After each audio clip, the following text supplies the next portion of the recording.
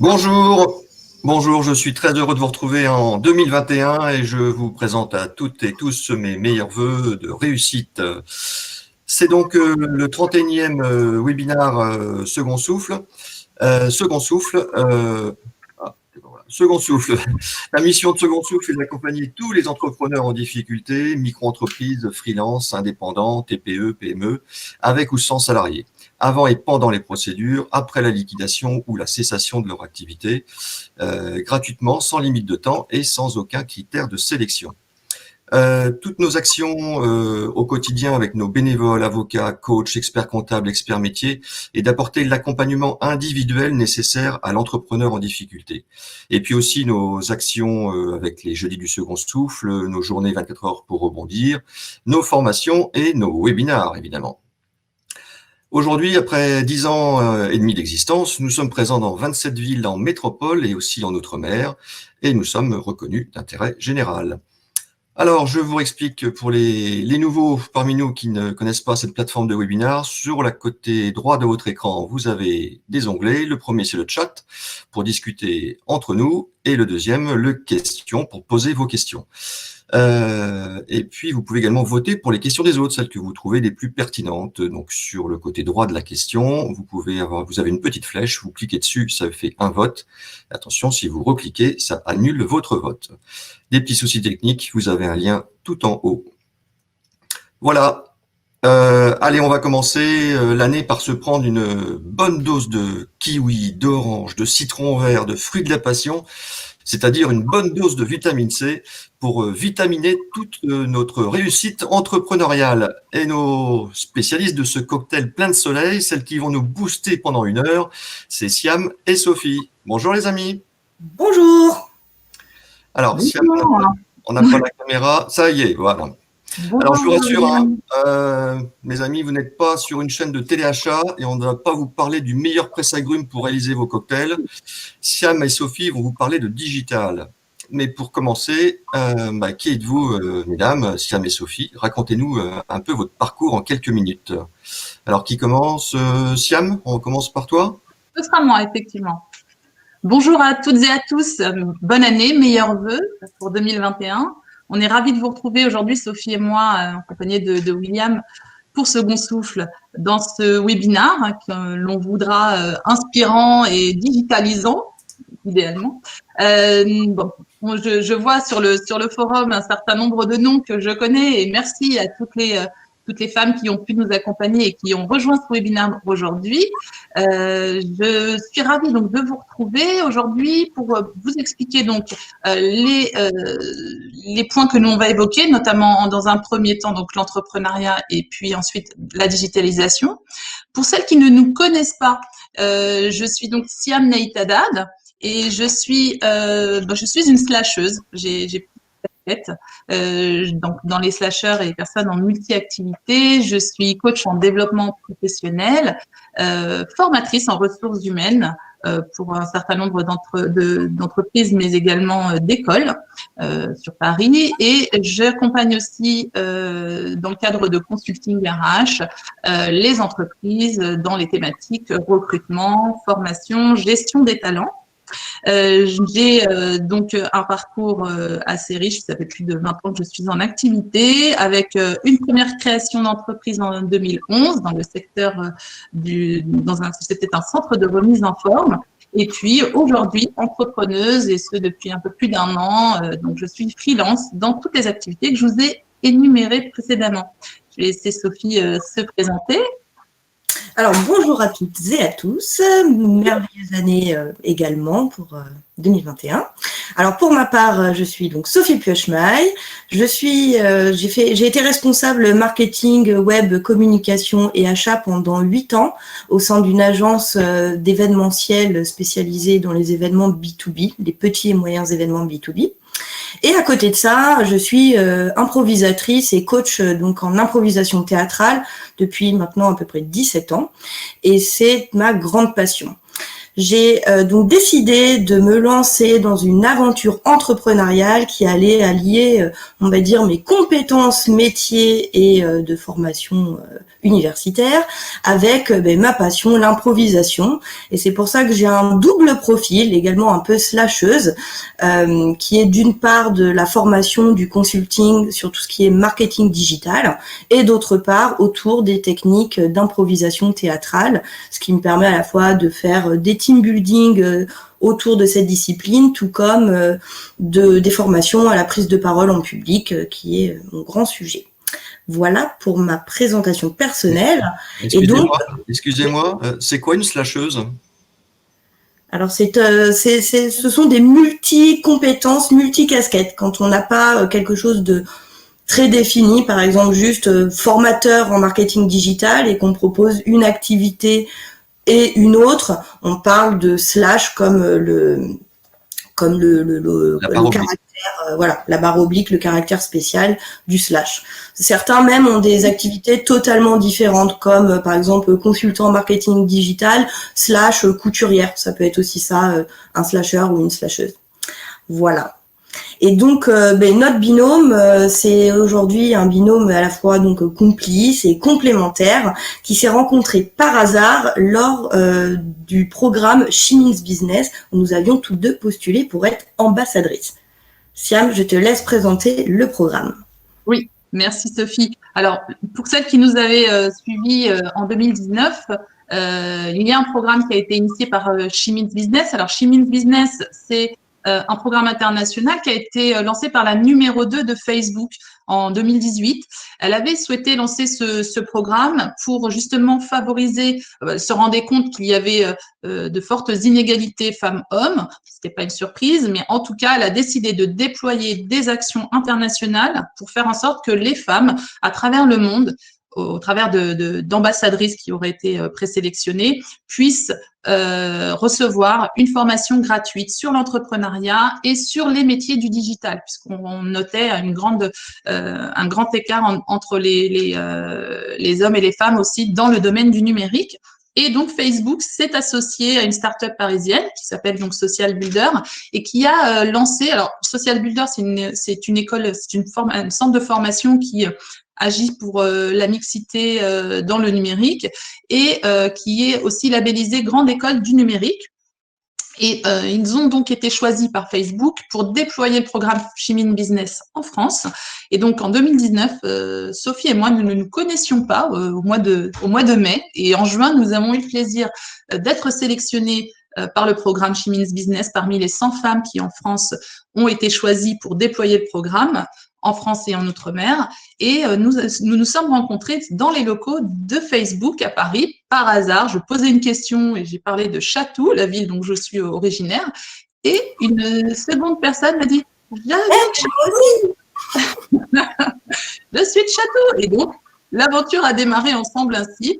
Nous avons fait une formation formation qui avait vocation justement à développer les compétences entrepreneuriales des femmes, également leurs compétences numériques, mais aussi leur sens du leadership. Nous avons donc lancé cette grande aventure dans notre ville qui a rayonné dans toute notre région. Et l'objectif pour Social Builder et Facebook était de former 10 000 femmes sur toute la France en une année, puisque chaque femme avait pour mission de former à son tour 100 femmes. Et donc, nous avons mis en place un grand nombre d'actions. Imaginez le challenge, lancer une masterclass locale avec 0 € de budget. Ça a été tout à fait possible avec toute la détermination et l'énergie qu'on y a mis. Et ce fut un grand plaisir d'organiser cette journée le 12 novembre 2019 à Chatou, dans un très beau lieu, dans le cinéma Louis Jouvet, en compagnie donc de nombreuses femmes qui ont répondu présent. 215 femmes se sont inscrites à notre masterclass. Et encore merci à celles qui sont actuellement présentes dans ce webinaire. Notre ville nous a soutenus, mais également le Pôle emploi, la BGE, l'ADI, que vous devez connaître si vous avez été entrepreneur et que vous avez fait appel à eux pour vos financements. Action Elle aussi, une association de soutien aux entrepreneuses, mais de nombreux autres partenaires que nous ne pouvions pas citer. Et puis depuis, ce programme a permis justement aux femmes de recevoir cette formation-là, de vivre un moment inspirant en toute sororité et de pouvoir justement faire des rencontres.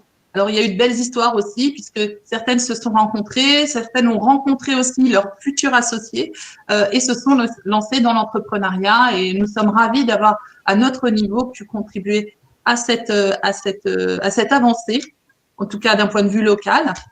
Et c'est parce que justement, on a ressenti cet engouement, cette émulation au niveau local que nous avons décidé, Sophie et moi, en 2020, de lancer un nouveau réseau qui s'appelle Boost au féminin.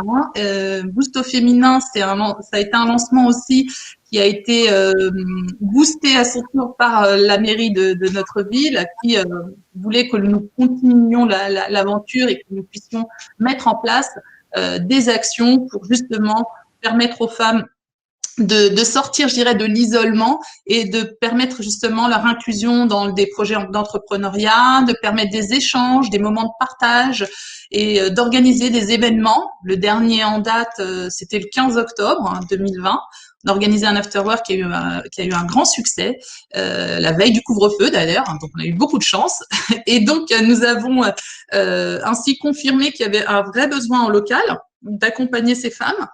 Et puis, nous avons pu donc définir pour 2021 de nouvelles perspectives, des projets qui sont en cours d'élaboration, sous réserve aussi des conditions sanitaires. Nous allons continuer effectivement l'organisation d'afterwork et de masterclass sur cette année 2021. Et nous avons aussi prévu, à la demande aussi de nos partenaires, d'organiser des événements mixtes, hommes-femmes, sous des formats innovants. Nous avons prévu des ateliers destinés aussi aux commerçants pour pouvoir justement répondre à la problématique digitale qu'ont connue les commerçants pendant la période de crise Covid. Et nous allons aussi nous adresser aux jeunes, puisque nous sommes toutes les deux assez sensibles à cette thématique. Pour ma part, je suis bénévole aussi de l'association 100 000 entrepreneurs qui intervient dans les lycées, dans les collèges. Sophie, faisant de l'improvisation théâtrale, anime aussi des ateliers coaching pour l'espace 16-25 ans de la mairie de Chatou. Et c'est en ce sens que nous avons décidé aussi de prévoir des actions pour les jeunes cette année. Voilà. Aujourd'hui, nous avons vraiment à cœur de continuer cet engagement. Nous l'avons confirmé encore en 2020. La volonté vraiment, c'est de pouvoir, à notre niveau, contribuer à cette cause commune. Voilà. Merci Sam, merci Sophie. Vous voyez, c'est quand même un beau parcours, une belle rencontre surtout. Deux femmes qui se sont trouvées justement, qui ont à cœur de partager leurs connaissances aussi bénévolement et puis de faire des bonnes actions autour d'elles. On passe, je crois, maintenant avec Sophie pour parler de… Alors, on va continuer sur la deuxième partie. La deuxième partie qu'on a souhaité donc axer, puisque ça fait partie aussi des actions que nous mènerons cette année. On a décidé de faire un focus sur le rebond entrepreneurial en se digitalisant. L'idée de cette présentation, c'est vraiment de vous apporter un premier niveau d'information avec des astuces pratiques, pratico-pratiques même, sur la digitalisation dans vos activités d'entrepreneurs et de commerçants. Alors, on n'est pas censé ignorer que cette crise a confirmé encore plus que jamais que la transformation digitale était largement engagée. Et pour ceux qui n'étaient pas prêts à cette crise, il y a eu vraiment une difficulté rencontrée, notamment pour les commerçants, de faire perdurer leur business, de faire croître leur activité. Et c'est en ce sens que nous avons souhaité aujourd'hui vous donner les astuces en lien avec cette transformation digitale pour que vous-même, vous puissiez, en faisant preuve de résilience et de détermination, vous mettre à réfléchir à un plan d'action sur l'année 2021 pour justement mettre en place, digitaliser davantage votre activité. Alors, vous allez voir pourquoi on doit se digitaliser aujourd'hui. C'est un enjeu réel, effectivement, il se confirme. Nous vivons depuis maintenant 1 an tous avec des PC, des smartphones et des tablettes.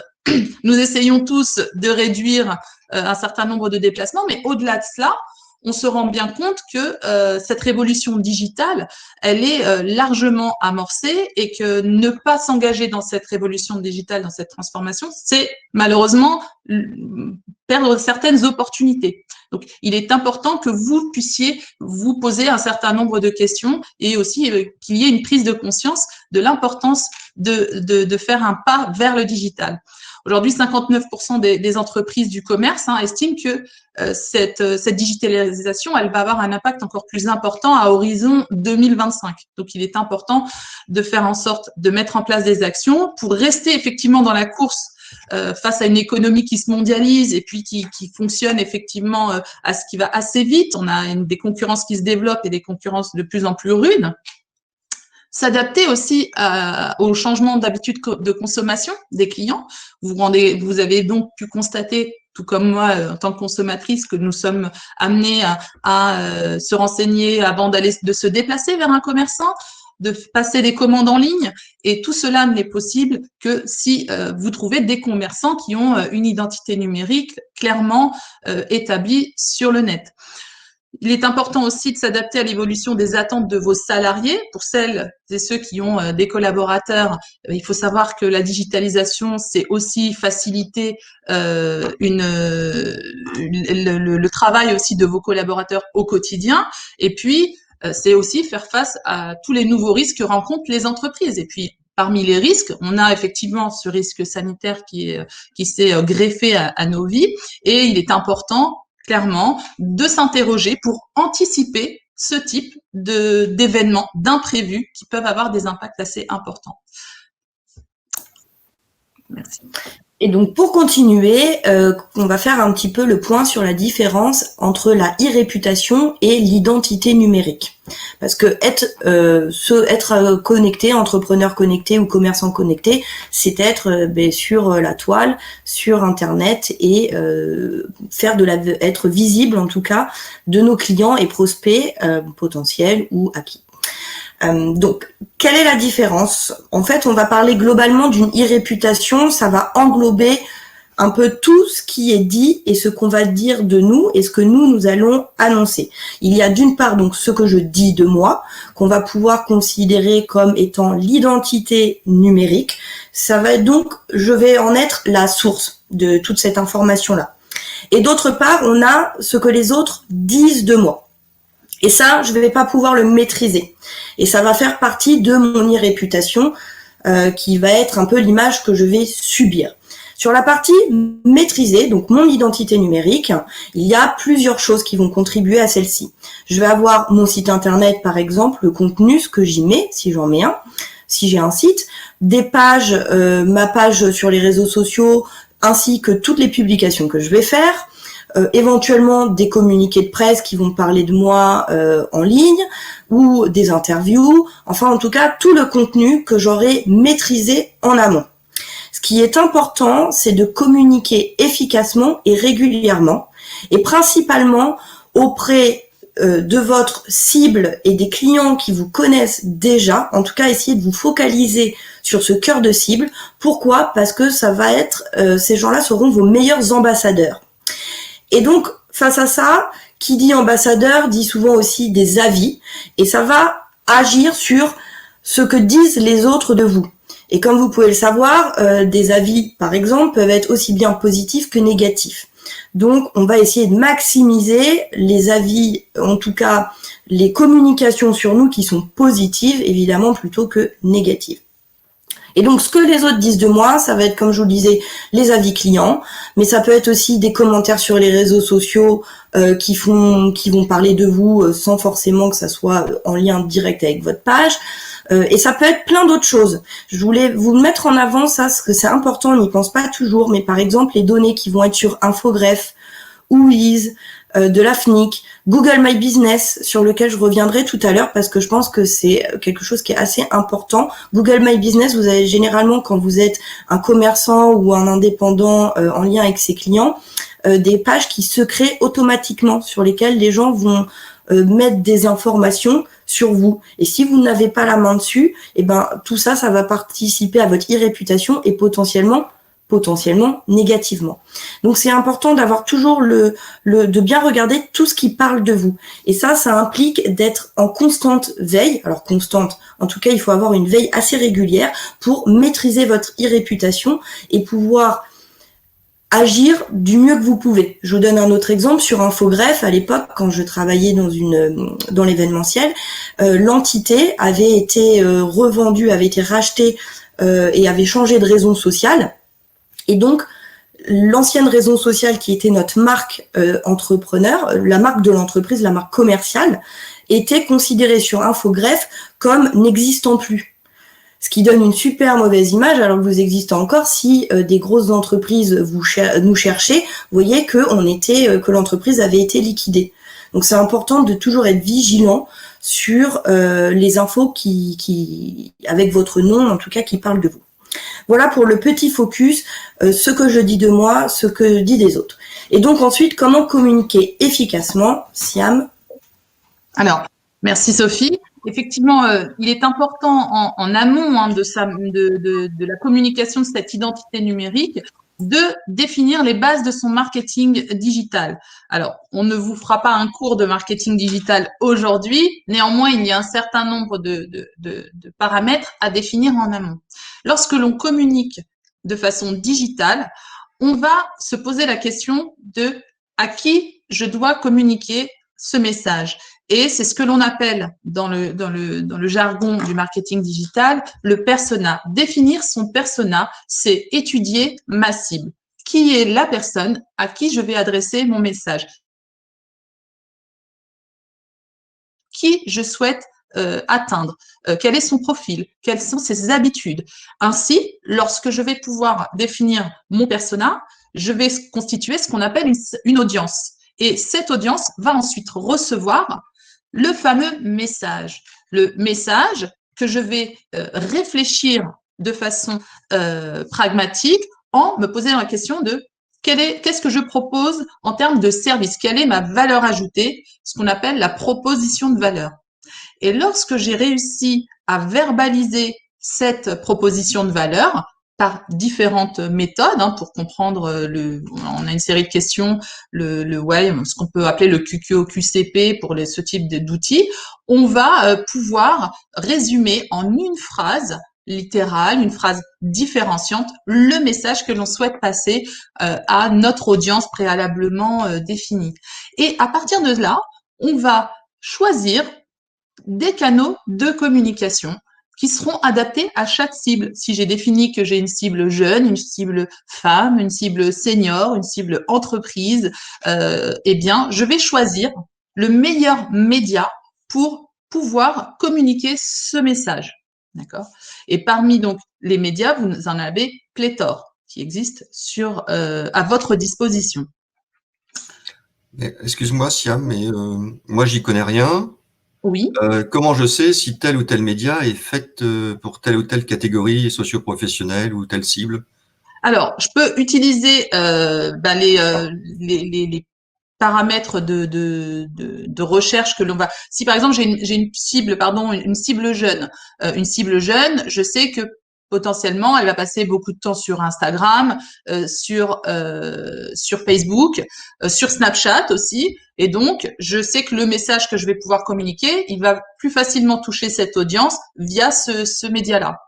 De même, si c'est une entreprise, si je m'adresse à des professionnels, je vais pouvoir aller rechercher de la cible sur LinkedIn, par exemple, sur Google aussi. Donc, il y a une façon de définir le média le plus adapté, de façon à pouvoir saisir les meilleures opportunités. Est-ce que j'ai répondu à ta question, William? Moi, je le sais, personnellement, mais moi, si je suis petit artisan, comment est-ce que je sais que Snapchat est fait pour les jeunes? Alors, on peut regarder aussi sur Internet, il existe différents baromètres, il faut aller se renseigner, faire un benchmark des meilleurs canaux pour telle ou telle cible. Ouais, ou alors on demande à son petit-neveu ou sa petite-nièce. On peut aussi demander à son petit-neveu, ou on peut, sans lui demander, le regarder. Ouais. S'il passe beaucoup de temps sur son téléphone, on saura que potentiellement il est acheteur direct d'internet. Faut savoir que on regardera les chiffres que l'on a mis par la suite, mais aujourd'hui 75% des jeunes qui sont sur internet ont d'abord cherché une information, ont comparé et ont eu un déclenchement d'action d'achat. Donc effectivement, on a ce besoin d'aller rechercher les meilleurs médias et on peut aussi s'inspirer des différentes études aussi qui paraissent sur Internet, sur cette question. Pour suivre, je vous propose un petit focus sur les sites Internet qui est un des principaux canaux de communication, en tout cas un des plus connu, répandu sur la toile, le site internet, et on verra aussi également quelques alternatives. Alors, pourquoi créer un site internet ? C'est la première question à se poser, est-ce que j'ai besoin ou pas d'un site internet ? Et ça va dépendre vraiment des objectifs que j'ai. Est-ce que je souhaite être visible ? Bon, ça c'est l'objectif qu'on est censé tous avoir pour se digitaliser. Mais première question, est-ce que je souhaite être visible ? Est-ce que je souhaite augmenter ma notoriété ? Est-ce que je souhaite acquérir de nouveaux clients ou pas forcément ? Parce que tout le monde ne cherche pas à acquérir de nouveaux clients par le biais de son site, mais simplement au moins être présent sur la toile et être, donc comme je disais, visible pour participer, comme on l'a vu, à ma notoriété, à mon identité numérique et donc à ma e-réputation. Après, voilà, ça peut être pour aussi obtenir davantage de données, collecter de la donnée. Il y a plein d'objectifs possibles avec un site internet. Ça, c'est la première question qu'il faut se poser quand on arrive sur la toile. L'utilité du site internet. Est-ce que j'en ai besoin ? En tout cas, pour ce canal de distribution, de communication, pardon. Ensuite, comment ? Pourquoi je fais un site internet, mais derrière, une fois que je sais pourquoi, comment faire un site internet ? Alors, il y a plusieurs possibilités. Nous, celles qu'on prône dans nos masterclass et ainsi de suite, ça va être principalement de le faire soi-même. Pourquoi ? Parce que quand on est un entrepreneur qui débute, par exemple, ou un commerçant, on n'a pas forcément des gros budgets à mettre sur cette digitalisation. Mais aujourd'hui, vous avez des outils simples, efficaces, à portée de main et qui sont vraiment pédagogiquement bien faits pour vous permettre de vous lancer seul. Sinon, vous avez toujours l'option de passer par une agence ou un freelance qui généralement est un peu moins cher qu'une agence qui aura sûrement une structure administrative, une structure plus lourde et plus de charges, donc des coûts plus élevés. Mais là, le budget va être très variable. La question est souvent posée de ça coûte combien un site internet ? Ça va dépendre de vos objectifs et de ce que vous attendez dans ce site. Entre un site one page basique, on peut peut-être par exemple commencer autour de 500 €. Si vous voulez un site avec plus de pages, ça peut monter jusqu'à 5000. Voilà, la moyenne, généralement, on est entre 2 et 3000 € pour un site web de base qui fonctionne bien. Ouais, Voilà. Sinon, on revient à son petit neveu ou sa petite nièce, on lui demande, et puis en échange, on lui fera un beau cadeau pour Noël ou son anniversaire. Et puis voilà. C'est l'autre option. Mais ça rentre un peu dans la case, je le fais moi-même ou avec un membre de ma famille. Mais en tout cas, vous avez vraiment la possibilité de le faire vous-même et surtout après avoir la main dessus. Parce que ce qu'il faut garder en tête, c'est qu'un site web, comme on l'a vu pour votre identité numérique, il faut alimenter cette identité numérique régulièrement et surtout qu'elle soit à jour. Donc c'est important aussi que vous ayez la main dessus et que vous soyez en capacité vous-même de pouvoir développer, entre guillemets, votre site pour pouvoir être toujours à jour et l'agrémenter régulièrement. Donc, si toutefois, par exemple, vous n'avez pas forcément envie ou vraiment besoin d'un site, dans un premier temps, vous pouvez également vous lancer avec les alternatives qui vont être, par exemple, les plateformes spécialisées. Je vous en ai mis quelques exemples que sont Etsy, qui propose, qui est donc une marketplace, on va dire, pour les artisans qui font des produits à la main. Hello Artisan, donc pour les artisans également, mais artisans au sens général, plomberie, électricien et ainsi de suite. Malte, qui par exemple est une plateforme où vous avez différents profils de freelance. Amazon, qui est assez connu, où vous pouvez, si vous avez des produits, vous pouvez vendre toutes sortes de produits, ainsi que la marketplace, par exemple, de Facebook. Alors, ce ne sont que des exemples, il en existe sûrement d'autres au sein, selon vos spécificités. Et vous avez après donc les pages Facebook dont on parlera plus tard, tout à l'heure, les annuaires locaux, par exemple à Chatou, des personnes ont lancé bénévolement une plateforme qui s'appelle M-Chatou et qui référence l'intégralité des commerçants, qui a pour vocation en tout cas de référencer l'intégralité des commerçants catoviens et qui puisse mettre, voilà, ça fait un petit site vitrine, au moins une page qui parle d'eux avec les infos de base. Voilà. Donc le site internet. Si on se dit qu'on veut lancer un site, se pose la question: est-ce que je veux un site vitrine ou marchand? J'ai essayé de vous faire un petit graphique qui recense un petit peu les différentes possibilités et des outils qui peuvent vous permettre de faire ces sites vous-même. Alors, si on part sur un site vitrine, ce qu'on appelle un site vitrine, c'est un site dans lequel vous mettez vos informations générales. Par exemple, nous, généralement, en tant qu'entrepreneur, sur de la formation et ainsi de suite, on va faire juste un site vitrine. On n'est pas sur quelque chose de marchand, donc on ne va pas faire du e-commerce puisqu'on n'a pas de produits à vendre et à acheter en ligne, mais on est plus on va aller présenter, enfin moi, pour ma part, je vais y présenter simplement mes activités et ce que je propose. Après, on peut évidemment, même dans le service, proposer du commerçant, parce que vous pouvez proposer par exemple des livres, des livrets de formation et ainsi de suite que vous allez vendre, et là vous passerez sur une partie plus commerçante. Donc dans les sites vitrines, on a deux typologies de sites. On a ce qu'on appelle les sites one page. Donc comme leur nom l'indique, il n'y a qu'une seule page. Donc généralement avec des sections, l'intro avec souvent un slide, une photo et une phrase ou un mot-clé qui vous présente. La phrase d'ailleurs est votre proposition de valeur dont nous parlait Siam tout à l'heure. Généralement on la met au début. Ensuite, vous allez avoir peut-être un récap des prestations que vous proposez, témoignages clients ou les logos de vos clients, et enfin, éventuellement, votre contact. Voilà, le minimum qui permet de vous contacter. Pour cela, vous avez donc les sites plus traditionnels où vous avez plusieurs pages. Voilà, je ne vais pas rentrer dans le détail à ce niveau-là. C'est un site classique. Se pose ensuite... oui, le site marchand aime beaucoup la marche. Vous avez donc wordpress.com ou .org que vous pouvez utiliser comme logiciel pour vous permettre de créer votre site internet. Vous avez d'autres... .com, .org à différencier. Le .com est en ligne, le .org implique de s'auto-héberger et ça, c'est un peu plus complexe. Donc, quand on commence, mieux vaut commencer sur du .com qui sera un peu le même principe qu'avec d'autres plateformes comme Stringly, Jimdo, Wix ou Squarespace et tous ceux que je vous ai cités et bien d'autres qui sont tous des logiciels et des plateformes intégrées. Vous pouvez assez facilement créer votre site en quelques clics puisque vous partez d'un template et ensuite vous allez aller les renseigner. Alors WordPress sera peut-être un peu plus complexe pour certains, mais il a l'avantage d'être un peu le leader des CMS en open source qui sont assez complets et vous avez énormément d'extensions possibles à rajouter dessus. Donc, personnellement, je suis plutôt WordPress. Je suis anti-Wix, mais ça, c'est mon point de vue personnel. Et tant qu'à faire, je vous en parle, je vous le donne. Mais je le présente parce qu'il est assez utilisé. Et après, il y en a plein d'autres. Squarespace est plutôt utilisé pour du one page. Les autres, comme Stringly, par exemple, est payant. Mais les autres, globalement, vont refaire un petit peu les mêmes choses.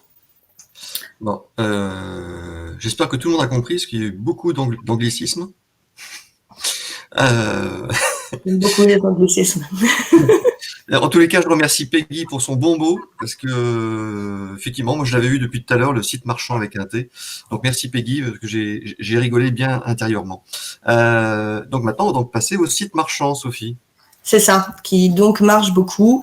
Donc pour les sites marchands, en tout cas les e-commerce, j'aurais dû mettre e-commerce, vous avez différentes possibilités. Les plus connus sont PrestaShop et Shopify, mais j'en ai découvert récemment qui sont eProShopping, qui est un petit site français qui est très simple et efficace. Vraiment, ça vous permet d'avoir les bases en tout cas du site e-commerce et également click and collect. Donc, n'hésitez pas à aller jeter un œil sur leurs propositions, en tout cas, si vous êtes concerné. Et également Google My Business, qu'on connaît un peu moins pour la création de sites, mais qui propose aujourd'hui de créer également un site e-commerce rapide, efficace, et donc avec pas mal de statistiques. Donc, produit Google, évidemment, entièrement gratuit. Ah, mais... J'ai une question, Sophie. Oui. Moi, j'ai mon petit commerce. Alors, j'ai pas encore de site internet, mais par contre, je m'aperçois que beaucoup de gens recherchent sur Google Maps. Et puis, il y a mon commerce, moi, sur Google Maps. Oui. Et puis, par contre, il n'y a aucune information. Je n'ai pas les horaires, j'ai rien du tout. Est-ce que c'est ça avec My Business? Alors là, on est sur la partie site, mais justement, je vais vous en parler. Je fais un focus spécifique juste après. D'accord.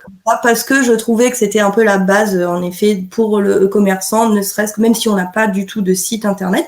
Mais sachez que voilà, Google My Business permet aussi de faire des sites en ligne. Juste pour répondre pourquoi je n'aime pas Wix, eh bien parce que j'ai déjà monté un site là-dessus qui devenait très vite très lourd, que en tout cas dès que vous essayez de mettre plusieurs pages, que jusqu'ici il était assez mal réputé au niveau de son référencement naturel, parce que ils ont, enfin sans rentrer dans les détails techniques, mais disons qu'en termes de code, ce qui se trouve donc derrière, c'était pas toujours très propre, donc assez mal référencé. Ça a dû évoluer depuis, mais en tout cas voilà. J'en ai une très mauvaise expérience et ils sont très bien pour faire des choses très simples. Donc si vous êtes sur un one-pager par exemple, ça ira très bien. Mais c'est surtout de la mise en forme et vous n'avez pas des choses qui sont, disons, bien calibrées.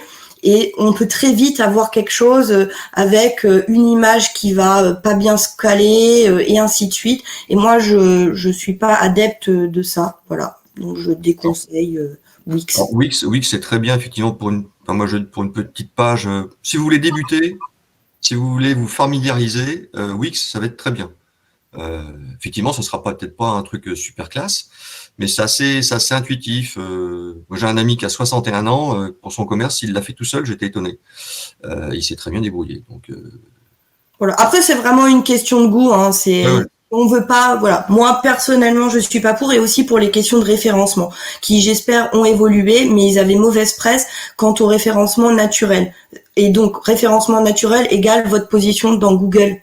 Donc, voilà, c'était aussi pas l'idéal. Alors après, si on veut juste avoir un site, histoire d'avoir un site, ça fonctionne, mais voilà, c'était les deux petits points. Après, vraiment, Wix vers WordPress, non, je pense pas, Florence. Après, très honnêtement, là, c'est trop technique pour moi, mais je suis pas convaincue. Enfin, si, peut-être probablement si tu arrives à exporter tout ton code HTML. Mais voilà. Donc juste pour finir en effet sur l'extension plugin du site marchand, quand vous avez un site comme on l'a vu vitrine à la base, vous avez également la possibilité, sans recréer intégralement avec des plateformes purement marchandes, e-commerce, vous pouvez simplement ajouter des extensions, ce qu'on appelle aussi des plugins, par exemple WooCommerce sur WordPress, qui est un des plus connus et réputés, et qui est donc un plugin, simplement une extension que vous ajoutez sur votre site et qui vous permettra de proposer ensuite la partie commercialisation. Et vous avez également, par exemple, pour du click and collect, sur ces sites vitrines, vous pourrez également ajouter des plugins qui sont en freemium, c'est-à-dire une partie gratuite, et si vous voulez plus, il faudra payer, tels que Delivery and Pickup Date Time for WooCommerce, donc qui est en lien avec WooCommerce et qui vous permettra d'avoir des modules pour tout ce qui est click and collect. Voilà, pour la partie présentation site web et site vitrine. Juste une petite parenthèse sur les freemium. Donc freemium, un free comme gratuit, c'est très bien justement pour tester le produit. C'est-à-dire que vous pouvez le mettre en place, vous avez peut-être quelquefois quasiment toutes les fonctionnalités, mais ça vous permet de tester le produit gratuitement, et si ça vous convient, bah, vous pouvez l'acheter, et en général, les freemium, c'est pas trop cher, hein. Ça va de 10 € à 200 €. Oui, ce qui est important à noter, en effet, c'est que avec toutes ces propositions, vous êtes aussi sur des moindres coûts. Vous avez en plus toujours une base, on va dire, qui est 100% gratuite. Après, quand on va aller plus loin, il faudra payer, mais ce sont des sommes assez dérisoires. La seule chose, si vous voulez être plus professionnel, ça sera d'acheter un nom de domaine. Un nom de domaine, ça coûte entre 5 et 20 € par an, donc c'est pas grand-chose. Le nom de domaine, c'est votre adresse. Donc, par exemple, nous, www.boostfeminin.com. Ça vous évite d'avoir un /.wix, .com ou autre. Et éventuellement l'hébergement, mais souvent tout ce qui est hébergement est déjà inclus et proposé dans une version gratuite et ensuite payante, mais par exemple sur wordpress.com, je crois qu'on est dans les 15 € par mois ou peut-être un petit peu plus, mais c'est pas des sommes qui sont, ou même par an, pardon, ce sont pas des grosses sommes. Donc souvent, toutes ces plateformes que je vous présente, elles proposent aussi de l'hébergement et même l'achat maintenant de noms de domaine avec une petite enveloppe qui n'est pas énorme. On peut s'en tirer pour, allez, une centaine d'euros par an pour avoir un beau site. C'est pas un investissement qui est très lourd. Voilà, j'enchaîne sur Google My Business. Donc, comme je vous le disais, petit focus Google My Business.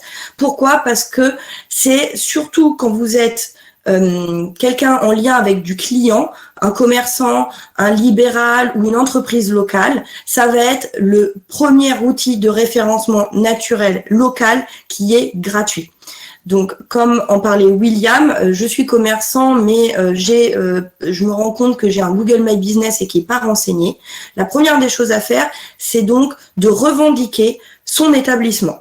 Vous pouvez soit le créer, si vous n'êtes pas du tout présent, soit le revendiquer, car ils sont souvent créés automatiquement. Je ne sais pas vraiment comment, mais ils sont créés, il y en a beaucoup qui sont créés, et c'est une image qui est donnée de vous, donc cette image subie dont je vous parlais en e-réputation, qui est présente sur le net. Il y a des avis qui vont être postés dessus. Et si vous n'avez pas la main dessus, c'est vraiment dommage. Parce que, évidemment, c'est un produit Google. Et Google représente plus de 95% des recherches effectuées sur Internet. En local, vous avez 90% des recherches locales sur Google qui vont remonter ces résultats de Google My Business. Et pas loin de 97% des internautes utilisent la recherche en ligne pour trouver les établissements de proximité. Donc c'est important d'être présent sur Google My Business. Mais qui dit être présent dit surtout d'avoir des bonnes infos. Le nom exact de votre établissement comme entrée de fiche. Pourquoi ? Parce que sinon, si vous rajoutez des mots-clés, Google risque de ne pas aimer et donc de vous faire baisser dans les référencements. Ensuite, ça paraît logique, des coordonnées et des horaires qui sont exacts et surtout mis à jour. Pour revendiquer votre établissement, il vous suffit de taper votre nom sur Internet, dans Google, vous allez avoir votre fiche qui apparaît et juste en bas, vous avez marqué « Êtes-vous propriétaire de cet établissement ? Le revendiquer ». Vous cliquez dessus et vous suivez la marche à suivre. C'est vraiment très simple, c'est très bien expliqué. Il suffit de lire ce qui est inscrit par Google et une fois que vous aurez fait cette revendication, vous recevrez par voie postale un code de validation et ensuite vous aurez de manière ferme et définitive la main sur ce Google My Business. Ensuite, bien choisir votre catégorie. Une catégorie pertinente, c'est très important parce que c'est ce qui fera que vous serez bien référencé dans votre typologie d'activité. Et ensuite, du contenu qualitatif. Les photos sont souvent mises de manière automatique. C'est important de mettre en avant, c'est la base en fait. Vous avez vraiment une première vitrine ici avec ce Google My Business.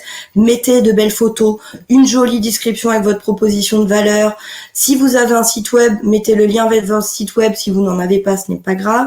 Mais vraiment, soyez attentifs à l'aspect qualité. Là, je cherchais par exemple récemment mon médecin traitant sur Internet. Il y a une photo, c'est pas elle dessus. Je ne sais pas d'où elle. Donc, je trouve ça très étrange, mais voilà. Donc, la personne qui est en photo à la place. Non, ou alors c'est ton médecin qui est un faux en fin de compte. Alors, je la connais bien quand même, mais là, elle est passée. Et la vraie photo, le vrai médecin, il est en photo sur Google. Donc non, c'est important. De mettre en avant son business avec des jolies photos et pas uniquement celles que les internautes vont poster. Et enfin, ça vous permet d'obtenir des avis et surtout donc de gérer votre réputation et la proximité avec les gens, avec vos clients et vos prospects. N'oubliez pas que la première chose qu'on regarde aujourd'hui, enfin pas la première, mais on est très nombreux à aller regarder les avis par exemple sur un restaurant ou un commerce ou même un praticien.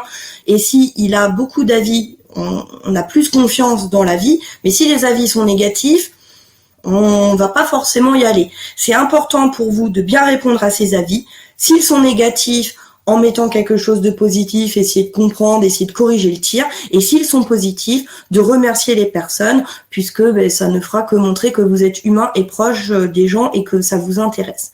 Voilà, pour aller plus loin, je vous ai mis un petit lien, donc qui est la notice de l'aide de Google My Business. Et sachez qu'il y a encore plein d'autres fonctionnalités, tels que mettre des posts, écrire des messages, mettre la base des FAQ, donc voilà, plein d'autres possibilités à découvrir. Et pour conclure, je laisse la parole à Siam qui va vous parler des réseaux sociaux. Merci Sophie. Alors la partie, donc effectivement dans les canaux de communication qui existent, on a tous un smartphone et donc potentiellement nous avons accès aux réseaux sociaux et nous sommes utilisateurs. Il faut savoir aujourd'hui qu'il y a près de 3,5 milliards d'utilisateurs des réseaux sociaux dans le monde. Et donc, ce qui se constitue réellement un levier pour booster votre business. Leurs fortes audiences font que justement, on a ainsi des moyens d'aller chercher, d'aller capter des cibles potentielles pour proposer nos prestations de services ou nos produits. Sur les différents réseaux sociaux qui existent, on voit donc que le premier en tête, Facebook, avec 46,9 millions de visiteurs en France par mois. Clairement, si vous n'êtes pas aujourd'hui sur Facebook, je vous encourage très rapidement à rejoindre Facebook et d'abandonner vos croyances limitantes ou vos blocages face à Facebook parce que vous ne pouvez pas vous passer d'un Facebook et d'un Instagram pour présenter votre activité, ne serait-ce que d'avoir une page Facebook Pro. D'accord, qui est assez simple à créer et bien sûr toutes ces créations, la création de votre profil sur Facebook et sur Instagram sont totalement gratuites. Vous pouvez aussi avoir une chaîne YouTube, notamment si vous êtes entrepreneur dans les prestations de services, si vous faites du coaching, de la formation, c'est important d'augmenter votre visibilité aussi et d'avoir du contenu sur ces chaînes-là. Instagram, très utilisé aujourd'hui, en sachant que 80% des Instagrammeurs sont abonnés à au moins une entreprise, à au moins une marque. Et donc, il est important de pouvoir aussi vous créer votre page Instagram. Je vous disais tout à l'heure, 75% des jeunes qui cherchent quelque chose sur Instagram achètent et souvent partagent. Après qu'ils aient été inspirés, souvent ils partagent dans une publication ou dans leur story et vont venir taguer, mentionner le nom de votre entreprise, ce qui va vous permettre aussi de générer aussi de la visibilité, de la visite sur votre page et pourquoi pas déclencher un appel à action. Ce qu'on appelle un appel à action, c'est effectivement un achat ou une réservation puisqu'on a la possibilité d'intégrer différentes fonctionnalités sur les pages Facebook et sur les pages Instagram. Ne serait-ce qu'une visite. Une visite sur son site, c'est quand même important pour pouvoir remonter aussi au niveau des fils d'actualité. Pour créer de belles publications, parce que dans l'idée, avoir une page Facebook et une page Instagram, il faut l'animer. On aura possibilité de l'animer à partir de ses propres photos, mais on peut aussi utiliser des outils, notamment pour ceux qui connaissent l'outil Canva, qui permet de créer des visuels, photos, vidéos. Vous avez dû recevoir chacun une carte, voire des publications de bonne année qui sont animées. Eh bien, souvent elles sont faites à partir de Canva. Donc, ne pas hésiter à se lancer dans les réseaux sociaux. Dans les réseaux sociaux, c'est une façon d'avoir une vitrine, comme avoir un site internet. On peut, si on ne peut pas se créer tout de suite un site internet, avoir au moins une page Facebook ou une page Instagram pour pouvoir répertorier tous les services que l'on propose, d'accord, et pouvoir aussi déjà interagir avec ses prospects et je l'espère ses futurs clients. Donc ne négligez pas les réseaux sociaux, abandonnez les peurs de vous exposer. Assez souvent on a peur de s'exposer ou on n'a pas le temps de le faire. Je pense qu'il est important justement de s'interroger s'interroger, de se lancer dans ce principe-là, en sachant que on vous a mis les liens pour avoir davantage d'informations, parce que sur Facebook, on a des guides qui sont très bien faits pour justement pour créer de la visibilité, qui vont vous donner des conseils pour développer, pour réaliser vos propres publicités, puisque vous allez pouvoir, à partir de Facebook, faire des publicités à des coûts assez faibles. Et il faut savoir que dès lors qu'on a une page Facebook, on peut avoir lié sa page Instagram et ainsi alimenter les deux simultanément. Ça sera la slide suivante, William, s'il te plaît. Je vais justement vous parler donc de cela. Lorsque je vous le disais, si vous créez une page Facebook, vous allez pouvoir répertorier vos services et vos produits, d'accord, directement sur Facebook, et vous allez pouvoir lancer vos propres publicités sous différents formats. Vous avez dû remarquer que vos publicités, souvent, elles sont sous forme de grandes photos, parfois de petites photos, parfois ce sont des carousels, c'est-à-dire qu'on peut faire défiler son écran et voir différents produits qui défilent. Donc, vous allez pouvoir créer vos propres publicités à un coût assez moindre. On voit souvent des propositions pour toucher d'où l'intérêt de vraiment travailler son audience en amont, puisqu'on va pouvoir savoir à qui on veut envoyer cette publicité, sélectionner les bonnes personnes et ainsi mieux maîtriser ses coûts de publicité. Donc, c'est intéressant parce que si on n'a pas les moyens de passer par une agence de com ou autre pour créer toute sa pub, on peut soi-même créer ses propres publicités. Et puis, c'est aussi une bonne alternative lorsque l'on souhaite vendre ses produits, puisque vous avez une plateforme de vente sur Facebook dans laquelle vous allez pouvoir enregistrer vos produits, prendre en photo vos produits ou si vous avez déjà un catalogue préétabli et les mettre en ligne pour pouvoir déclencher des achats de vos prospects, vos futurs clients. Donc, ça permet justement de développer son entreprise et ça permet aussi d'avoir des statistiques quant à la visibilité de votre site, à la visite, aux actions, au moment où les gens ont le plus souvent été sur vos publications, de manière à pouvoir adapter ensuite vos futures campagnes publicitaires. Et puis aussi de pouvoir ajuster aussi les cibles. Si on se rend compte que finalement, cette publicité, les jeunes que je pensais cibler n'ont pas réellement regardé ma publicité, je vais pouvoir m'interroger sur une autre cible. Voilà. Donc, c'est vraiment important aujourd'hui que vous preniez le temps de pouvoir de dresser un état des lieux de votre situation par rapport à tous ces médias que nous venons de vous présenter pour pouvoir établir un plan d'action et pouvoir ainsi vous digitaliser de la façon la plus agile possible dans vos prochaines semaines, prochains mois. Il faut passer à l'action. Voilà. Eh bien, merci Siam, merci Sophie. Voilà. Sophie est en train de répondre. On va faire la réponse en direct, Sophie. Ah, ok. Avez-vous des recos, outils, accompagnement pour justement définir son fameux persona? Eh ben, donc j'étais en train de répondre en effet que l'idée en fait, alors en ligne on n'a pas d'outils à vous proposer, en tout cas pas pour ma part, mais je ne crois pas non plus. L'idée du persona, c'est un peu de définir le profil type de nos clients. Alors on peut en avoir plusieurs, mais ça va être vraiment d'essayer de rentrer dans un détail et un peu stéréotypé. Par exemple, mon client c'est Bob, il a 36 ans. Il est dynamique, plutôt écolo, et sa passion, c'est le compost.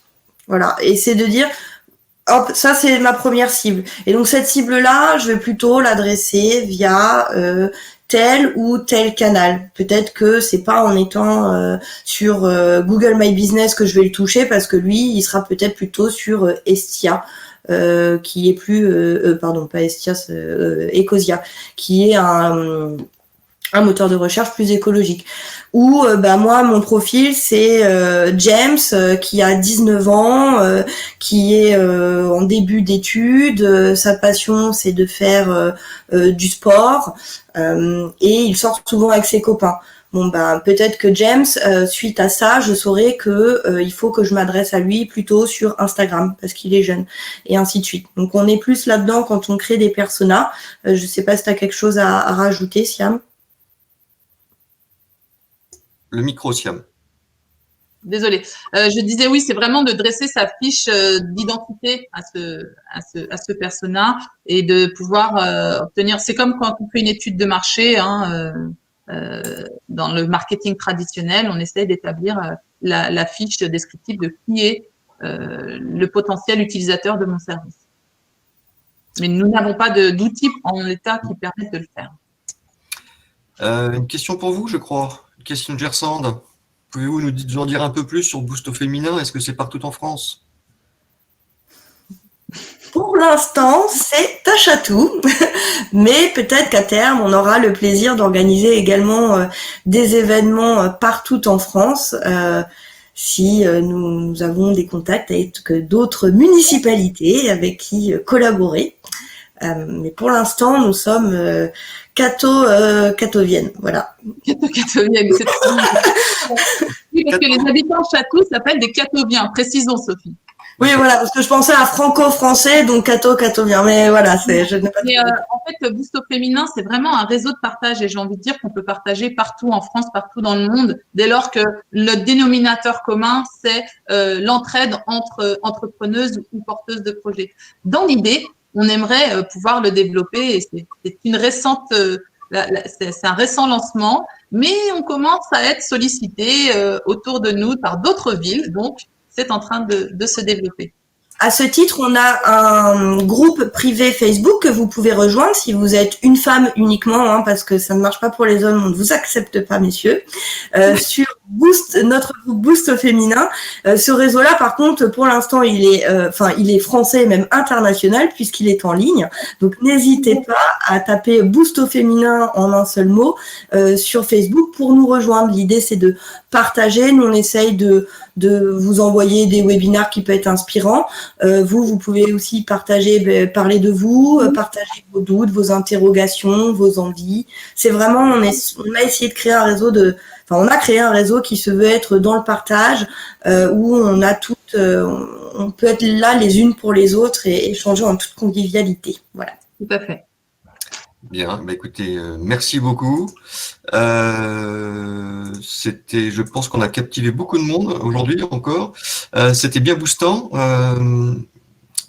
Je pense que le presse-agrumes va bien fonctionner. On a bien mixé, on a bien apprécié les fruits. Ça s'est très bien passé. Merci à vous, mes copines. Hein. Merci, William. Merci, William. Pour cette opportunité. Et puis évidemment, vous retrouverez, je vous enverrai un petit mail à toutes et à tous dès que le replay sera disponible, soit ce soir ou sinon demain. Et puis vous aurez également toutes les slides qui ont été présentées par Siam et Sophie. Vous les aurez en téléchargement. La semaine prochaine, ça ne sera pas un webinaire comme les autres. On va commencer une nouvelle série de webinaires qui s'appelle l'Instant Coach. L'Instant Coach, ça sera des webinaires spécifiquement dédiés au coaching. Et donc, la semaine prochaine, c'est le premier numéro. Donc, c'est comme un webinaire, sauf que là, ça sera dédié entièrement au coaching. On aura 2 coachs avec nous. Et puis, on vous présentera tout ça. Vous en saurez un peu plus la semaine prochaine. Mais vous pouvez déjà, dorénavant, vous pouvez déjà dès maintenant vous inscrire. Hein, à la fin de ce webinaire, vous allez être redirigé vers le site Second Souffle et vous verrez ce visuel, vous cliquez dessus et pour vous abonner, vous inscrire à l'événement de vendredi prochain. Et puis j'en profite également pour vous annoncer aussi, on vous le dit déjà depuis le mois dernier, le grand événement de cette début d'année, c'est le 29 janvier, les 24 heures pour rebondir, 9e édition. En partenariat avec HUP Entrepreneur, donc 24 heures pour rebondir avec mon handicap, hein, mais ce n'est pas uniquement dédié aux entrepreneurs en situation de handicap, c'est dédié à tous les entrepreneurs. Et justement, comme on a vu au mois de décembre, après 2 webinaires avec des entrepreneurs en situation de handicap, c'est des gens qui vous donne encore plus la pêche, hein, qui vous booste aussi. Donc, dès maintenant, c'est pareil, vous pouvez vous inscrire sur la page de Second Souffle où vous serez redirigé dès la fin de ce webinaire. Voilà. Merci à toutes, merci à tous. Merci à vous. Je vous souhaite un bon week-end et je vous dis à vendredi, 14h.